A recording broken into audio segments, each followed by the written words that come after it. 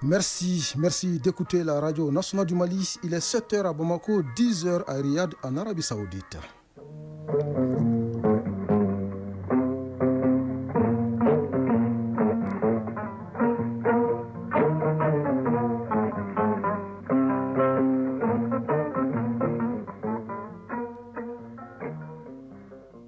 Le journal Bourama Traoré.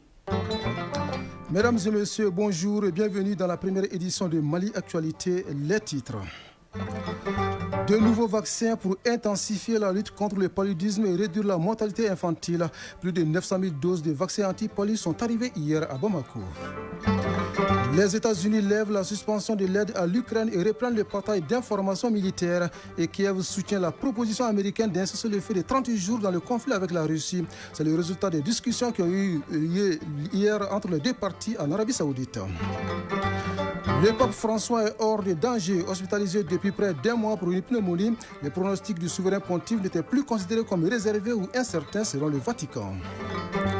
La musique a des vertus éducatives et apaisantes. Pour autant, fait-elle bon ménage avec la foi? La réponse dans les grands formats de cette édition qui porte la signature de Djouraté Diakité. Les Aigles du Mali se préparent pour livrer 2 matchs importants contre les Comores et la Centrafrique.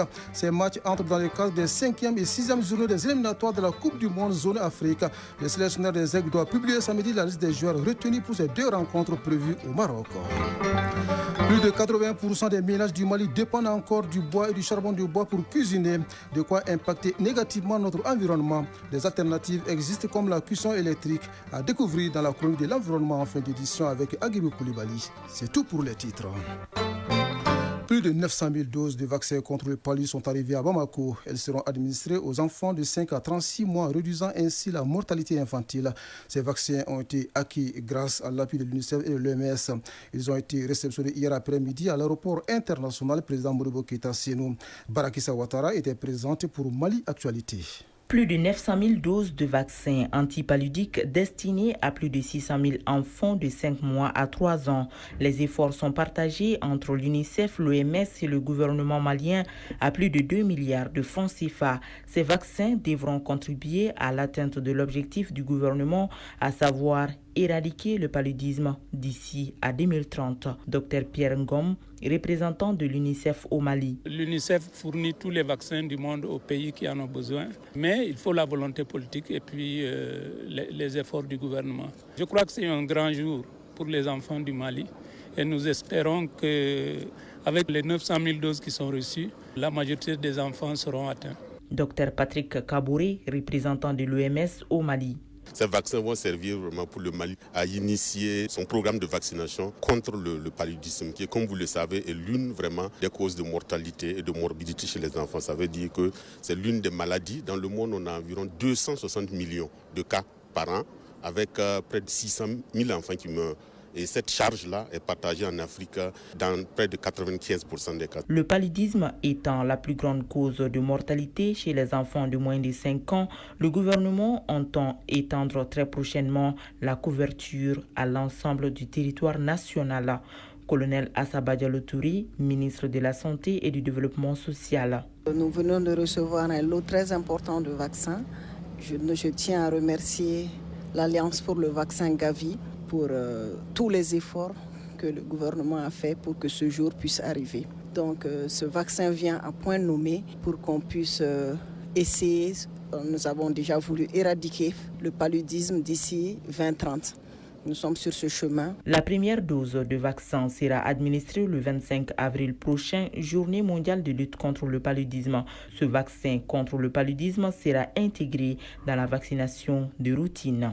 En attendant une nouvelle stratégie nationale de sécurité climatique en débat, les acteurs en charge de l'environnement se concertent pour valider le document. Un document qui vise à établir une approche intégrée et concertée pour mieux anticiper et répondre aux impacts du climat sur la sécurité et la stabilité sociale. Mais le financement de la nouvelle stratégie demeure un grand défi. Pour le relever, un plaidoyer pour mobiliser des ressources internes et externes devient nécessaire. D'autres détails dans ce compte rendu signé et Sorona Kamisoro. C'est un document majeur passé à la loupe par les acteurs en charge de l'environnement. Il s'agit du rapport d'étude sur la stratégie nationale de sécurité climatique du Mali et son plan d'action. La finalité de l'exercice est de valider le rapport avant son opérationnalisation. Moussa Diarra, secrétaire général du ministère de l'Environnement, de l'Assainissement et du Développement durable. Cette stratégie nationale de sécurité climatique vise à établir une approche intégrée et concertée pour mieux anticiper, atténuer et répondre aux impacts du climat sur la sécurité et la stabilité sociale. L'opérationnalisation de cette stratégie nationale doit permettre de relever les défis liés à la sécurité climatique et de mettre en place des stratégies et outils pour mieux combattre le phénomène. Hawa Aou, secrétaire exécutive de l'IPTACO Gourma. La sécurité climatique représente un problème transfrontalier qui va au-delà des capacités de réponse éparses d'un État, donc qui requiert une synergie d'action efficace et efficiente entre les États. Depuis quelques années, l'autorité de l'IPTACO Gourma s'est fortement engagée dans la lutte contre le changement climatique qui provoque de graves atteintes à la vie des communautés déjà vulnérables à travers des programmes et projets structurants pour le renforcement de la résilience des communautés. Le programme des Nations Unies pour le développement PNUD et le Royaume de Belgique au Mali réitèrent leur soutien au Mali dans ce processus. Roland Seri, représentant et résident adjoint au programme des Nations Unies pour le développement. Je voudrais vous rassurer que le PNUD continuera son accompagnement pour l'opérationnalisation effective de cette stratégie, plus spécifiquement sur les questions liées au financement qui demeurent un grand défi pour la mise en œuvre de son plan d'action. Un plaidoyer accentué en faveur de la mobilisation des ressources internes et externes est plus que nécessaire. Patrick Debouek, chargé d'affaires de l'ambassade du Royaume de Belgique au Mali. La Belgique se réjouit d'avoir contribué à doter le Mali d'un document stratégique pour s'attaquer aux défis liés au changement climatique, en particulier au nexus climat, paix et sécurité, dans le cadre de la mise en œuvre de la déclaration dite de Bamako. Nous voudrions encourager le ministère à poursuivre ses efforts de mobilisation des ressources internes et externes afin de mettre en œuvre la stratégie nationale et son plan d'action. Après sa validation, le rapport d'étude sur la stratégie nationale de sécurité climatique du Mali sera mis en œuvre sur une période de 5 ans. 7h07 en Guinée, où les familles des victimes de la tragédie de Zéro-Corée portent plainte contre les autorités de la transition. Au total, 98 familles ont déposé plainte lundi auprès du tribunal de première instance de Zéro-Corée pour une quinzaine d'infractions et crimes, notamment meurtre, homicide involontaire, omission de porter secours, mise en danger d'autrui et recel des cadavres. Toutes ces plaintes visent les organisateurs du match et les hiérarchies policières, militaires, politiques de Zéro-Corée, ainsi que les ministres en charge de la santé et des sports, tous deux présents au stade lors de la bousculade. Une bousculade qui a fait 56 morts selon le gouvernement, au moins 140 selon le collectif des ONG de la région de Zéro-Corée le 1er décembre 2024. Au Nigeria, la commission en charge de la lutte contre la corruption réalise un coup de filet important. Elle a annoncé lundi avoir récupéré près de 500 millions de dollars, environ 300 milliards de francs CFA de fonds détournés en 2024 et obtenu plus de 4000 condamnations pénales. Une partie de l'argent récupéré a été réinvesti dans des projets gouvernementaux. Le Nigeria se classe toujours au 140e rang sur 180 dans les derniers indices de perception de la corruption de Transparency International. L'Ouganda déploie un nombre indéterminé de soldats à Djouba, la capitale du Soudan du Sud. Ils sont censés contrer une éventuelle avancée des rebelles sur la ville, selon le porte-parole de l'armée ougandaise. Le déploiement de ces soldats souligne les tensions croissantes au Sud-Soudan en proie à l'instabilité politique et à la violence depuis son indépendance du Soudan en 2011. Au Mozambique, Venancio Mondlane a été entendu hier par le procureur général et placé sous contrôle judiciaire. Le candidat malheureux à la présidentielle est cité dans 8 dossiers ouverts par le ministère public et liés à la contestation des élections générales du 9 octobre 2024. Les 8 dossiers concernent principalement la destruction du bien public. En novembre 2024, le procureur général avait demandé à Venancio Mondlane et à son parti, les Podemos, une indemnisation de plus de 500 millions de dollars, soit environ 300 milliards de francs CFA, pour les préjudices causés à l'État mozambicain. La République démocratique du Congo suspend pour 4 mois ses exportations de cobalt, un minerai essentiel aux batteries des véhicules électriques. Cette mesure, selon le gouvernement, vise à stabiliser un marché en crise où les prix du cobalt ont chuté de 75% en 3 ans. Premier producteur mondial, la RDC fournit à elle seule 76% du cobalt extrait dans le monde. Le ministre des Affaires étrangères rwandais achève ce mercredi une visite de travail à Bruxelles. L'objectif est de défendre devant des représentants de l'Union européenne la position de son pays dans le conflit à l'est de la République démocratique du Congo. Il a rencontré la chef de la diplomatie européenne, Kaza Kallas, qui déclare avoir réaffirmé que le M23 et le Rwanda doivent respecter l'intégrité territoriale de la RDC, cesser leurs avancées et se retirer des territoires occupés. De son côté, le commissaire de l'Union européenne aux partenariats internationaux, Joseph Sikela, appelle toutes les parties au dialogue politique avec l'ensemble des acteurs. En Arabie Saoudite, Washington et Kiev se mettent d'accord. Dans une déclaration commune, les États-Unis annoncent qu'ils vont lever immédiatement la suspension de l'aide à l'Ukraine ainsi que la reprise du partage d'informations militaires. Et l'Ukraine, de son côté, soutient la proposition américaine d'incesser le feu de 30 jours dans le conflit avec la Russie. Les deux parties prévoient aussi de conclure dès que possible un accord sur les minerais ukrainiens. Enfin, le pape François est hors de danger. Selon le Vatican, il est hospitalisé depuis près d'1 mois pour une pneumonie. Le pronostic du souverain pontife n'était pas considéré comme réservé ou incertain, ce qui signifie que sa vie n'est plus en danger, indique la même source. Mais il ne devrait pas retrouver tout de suite sa résidence de Santa Marta.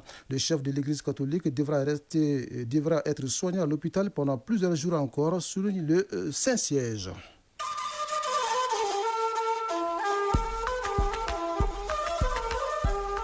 AES Actualité.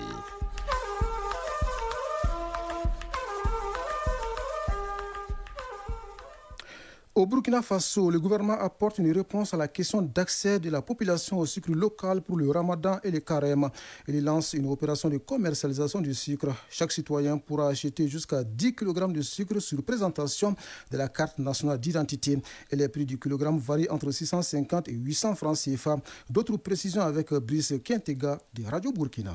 Le gouvernement burkinabé a franchi une étape décisive dans l'accès au sucre local avec le lancement officiel de la commercialisation du sucre produit par la SN Sosuco. Désormais, chaque citoyen pourra acheter jusqu'à 10 kg de sucre sur présentation de sa carte nationale d'identité burkinabé, soit un plafond de 5 kg pour le sucre en carreau et 5 kg pour le sucre granulé. Afin de garantir une accessibilité au plus grand nombre, les prix du sucre ont été réglementés. 800 francs le kilogramme pour le sucre en carreau et 650 francs le kilogramme pour le sucre granulé seulement à Ouagadougou et à Bobo-Dioulasso. Dans les autres villes du pays, un surcoût de 25 francs CFA est appliqué afin de couvrir les frais de transport et de manutention, entre autres. Cette opération vise, selon le ministre en charge du commerce, à assurer une distribution équitable sur l'ensemble du territoire.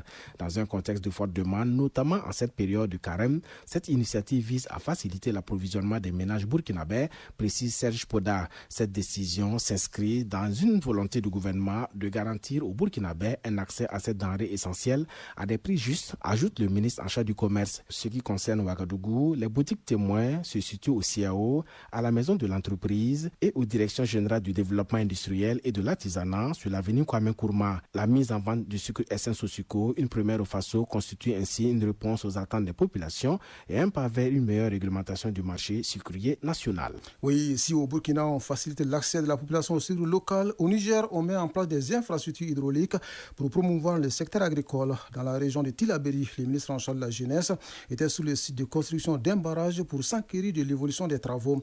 Son constat avec Abdoulaye Soumana de la Voix du Sahel.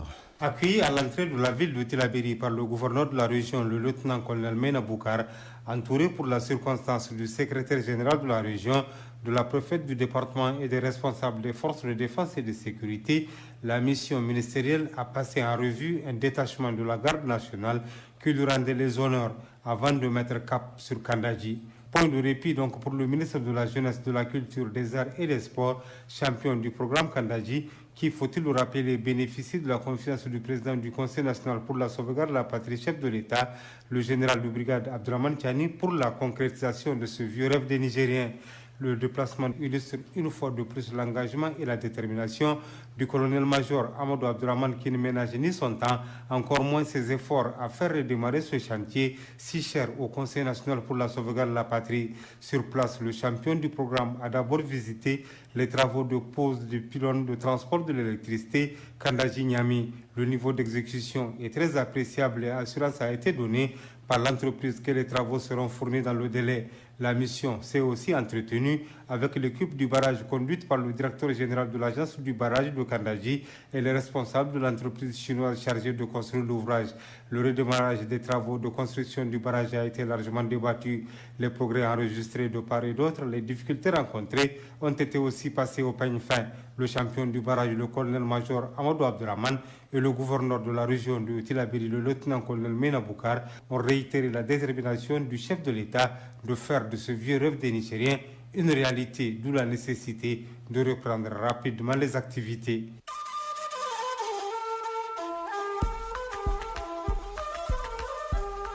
AES, actualité.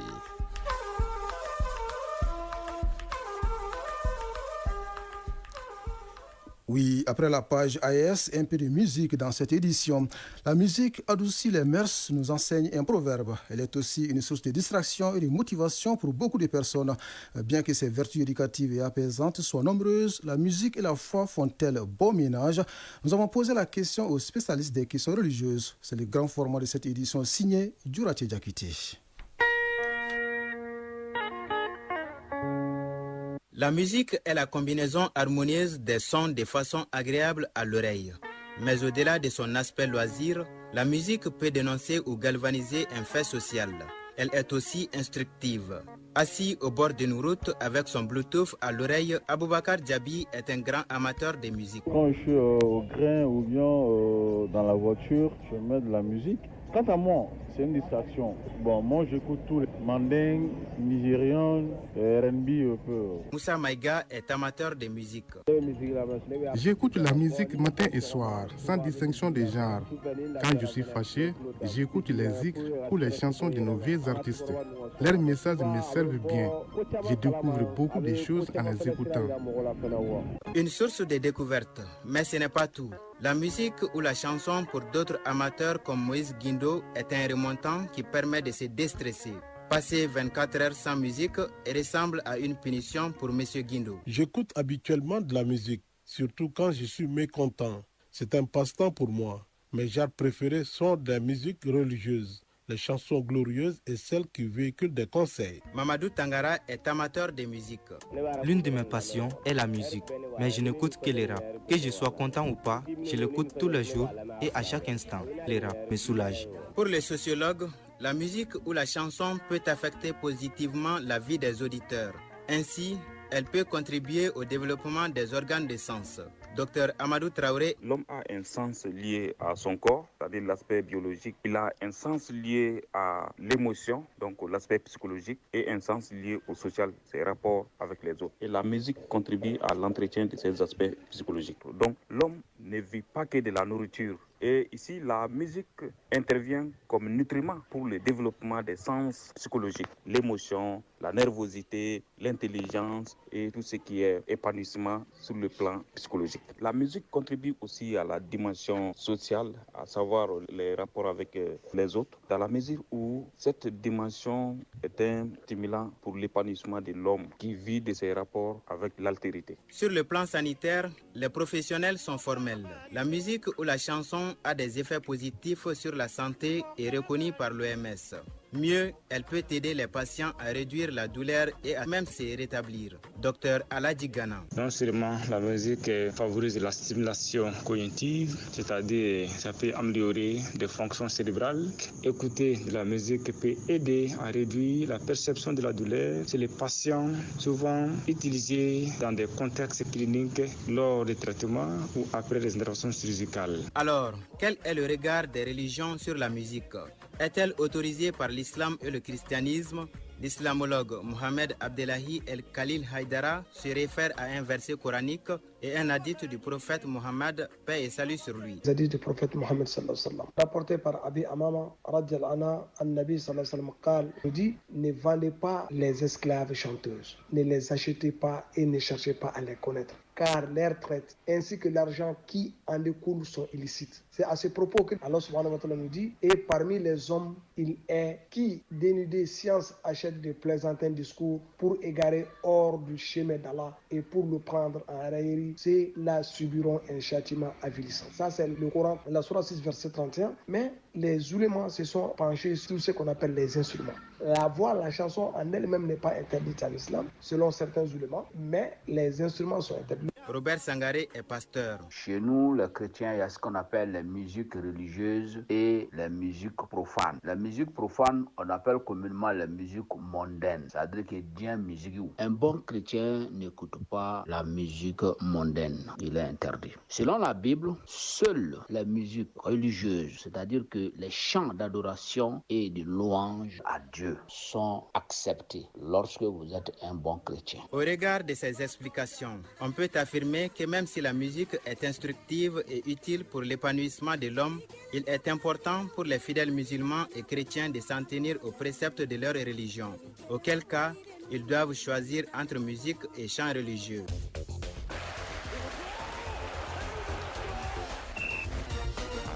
Sport, les Aigles du Mali se préparent pour livrer 2 matchs importants contre les Comores et la Centrafrique. Ces matchs entrent dans le cadre des 5e et 6e journées des éliminatoires de la Coupe du Monde Zone Afrique. Les sélectionneurs des Aigles qui arrivent vendredi à Bamako doivent publier samedi la liste des joueurs retenus pour ces 2 rencontres prévues au Maroc. Sur le vieux continent, les 8e de finale retour de la Ligue des Champions se poursuit ce soir avec les chocs Atlético Madrid et Real Madrid. La synthèse de l'actualité sportive porte la signature de Aridou Matina. Foot féminin, la Ligue de football du district de Bamako a procédé au tirage au sort de la Coupe du Mali des Dames Phase Ligue. Les différentes rencontres se jouent dimanche 16 mars. Les Amazones de la commune 5 affrontent la commune 3. L'histoire jouera contre le Stade malien de Bamako. L'AS Real sera face à Standard. L'AS Badema croise l'AS Police et Centro UFC affronte AS Faladje. Quant à l'AS Mandé, elle est qualifiée d'office pour la suite de la compétition en sa qualité de détentrice de la Coupe. Le sport malien vers les États généraux. L'initiative est du ministre en charge des sports avec l'adhésion de l'ensemble des responsables de nos fédérations et associations sportives. Il s'agit à travers ces assises de mener la réflexion par rapport à l'avenir, aux enjeux et aux défis de notre sport. En attendant les travaux proprement dits prévus dans les jours qui viennent, la commission d'experts mise en place par le département en charge des sports a rencontré les responsables des différentes fédérations pour échanger sur les termes de référence qui seront examinés lors des assises. Le ministre en charge des sports, Abdul Kassim Ibrahim Fomba, est persuadé que ces états généraux sont de nos jours nécessaires. Ces travaux des états généraux ne sont qu'un point de départ. Ils doivent nous inspirer à agir, à innover et à renforcer notre engagement envers le sport. Je suis convaincu qu'ensemble, nous pouvons créer un avenir où le sport est accessible à tous, où chaque individu peut s'épanouir par le biais de la pratique sportive. Les nouvelles de la sélection Fagnon, autrement dit les Aigles du Mali, qui s'apprêtent à jouer les rencontres éliminatoires de la Coupe du Monde Zone Afrique au compte de la 5e et 6e journée. D'abord, les Comores accueillent le Mali le 20 mars à Berkane, au Maroc. Quelques jours après, ça sera le tour de la République centrafricaine de recevoir le Mali, cette fois-ci à Casablanca, toujours au Maroc. Ces 2 rencontres à venir sont très importantes pour les Aigles qui doivent tout faire pour gagner les 2 matchs en vue de se relancer dans la course pour la qualification pour le mondial. Après 4 journées dans le groupe I, le Mali est 4e avec 5 points. La première place est occupée par les Comores avec 9 points plus 4. Deuxième, le Ghana 9 points plus 2. Madagascar est 3e avec 7 points. 5e, la République centrafricaine avec 4 unités. Et le Tchad est dernier, 0 points, 4 matchs, 4 défaites. En ce qui concerne le regroupement des Aigles, il se fera directement au Maroc à partir du lundi prochain.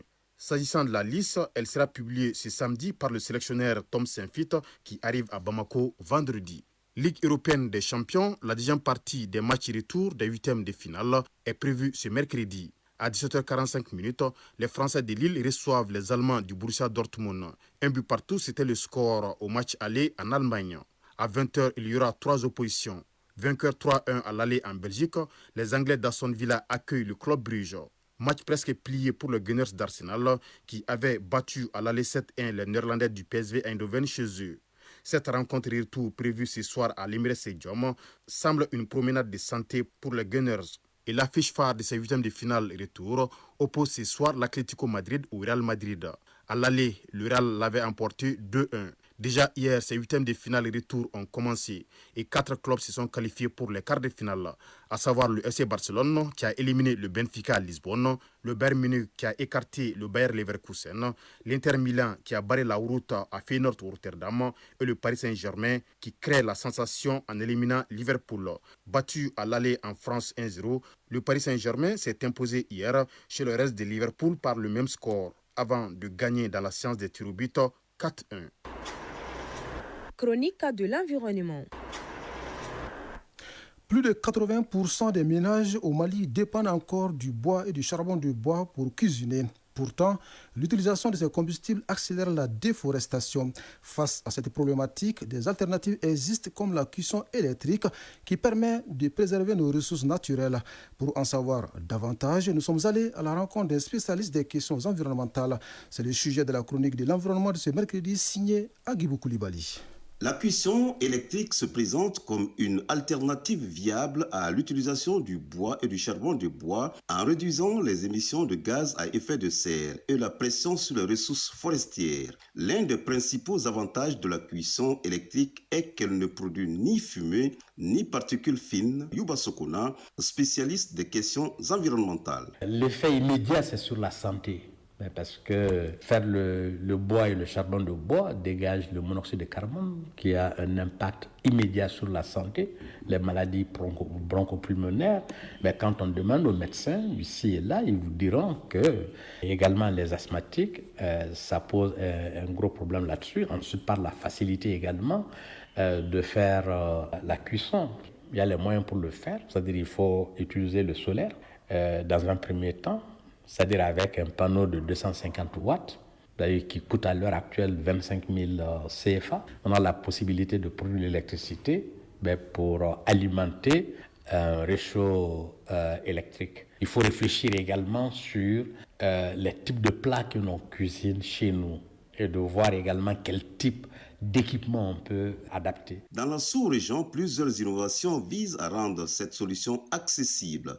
Des cuisinières électriques à faible consommation, des plaques à induction adaptées aux besoins des ménages africains et des mini-réseaux solaires pour les zones rurales sont en plein essor, précise l'expert. On a commencé à faire un premier travail de faisabilité de la chose pour apporter des éléments concrets, que ça coûte moins cher, que c'est réalisable, avant de passer à une étude beaucoup plus d'envergure.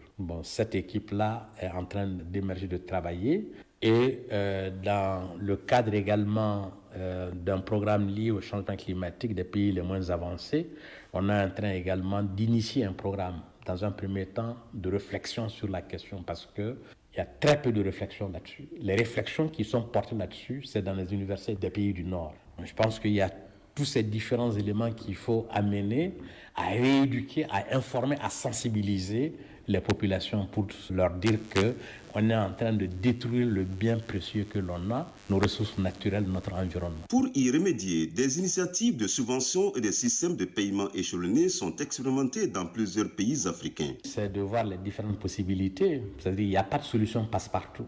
C'est-à-dire le contexte, comme on dit, les anglo-saxons disent, context matters. Ça veut dire que le contexte dans lequel, la localité dans laquelle on est, c'est assez important. Je ne peux pas dire que quelque chose qui fonctionne très bien à Koulikoro, ça va marcher à Banangara. Le contexte est différent. Même si c'est le même pays, c'est à peu près la même culture, mais le contexte est différent. Le contexte a un impact et les réactions également des populations dépendent. Il faut tenir compte de l'ensemble de ces sensibilités. Face aux défis environnementaux et sanitaires liés à l'usage du bois et du charbon de bois, la cuisson électrique apparaît comme une réponse durable. Mais sans politique publique adaptée, sans infrastructures solides et sans incitation financière, elle restera hors de portée pour une grande partie de la population. La transition énergétique est en marche, mais la véritable question est, ira-t-elle assez vite pour sauver nos forêts ? Ainsi va l'actualité en ce mercredi 12 mars 2025. Cette première édition du journal vous a été servie par un trio. Sumela Diara à la mise en onde, Badi Touré à la mise en ligne et au micro, Brahma Traoré. Doudou Outemeli s'installe juste après la page météo pour la lecture des avis et communiqués.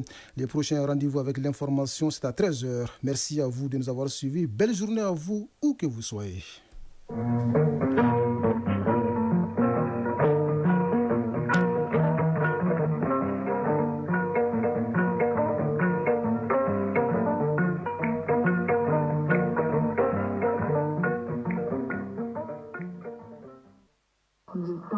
Sur les ondes. Le temps sur les ondes.